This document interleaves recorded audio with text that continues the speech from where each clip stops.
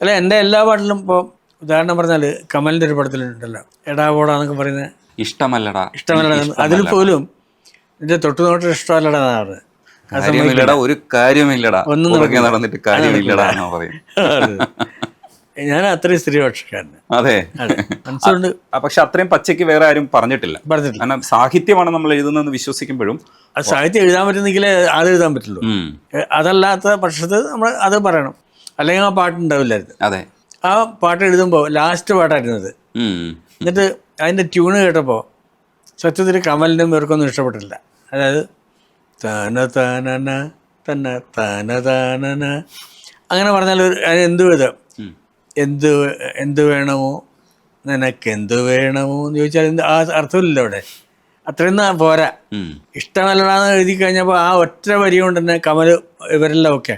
Producer ഇവനാണ്, ലാലാണ്. Lalu okay, ബാക്കി പാട്ട് കേൾക്കാനൊന്നുമില്ല. ഞങ്ങളത് പൂർത്തിയാക്കിയിട്ടേ സ്ഥലം വിട്ടിട്ടുള്ളൂ. എല്ലാറ്റിനും നമ്മുടെ ഒരു അഭിപ്രായം ഉണ്ടാവണം.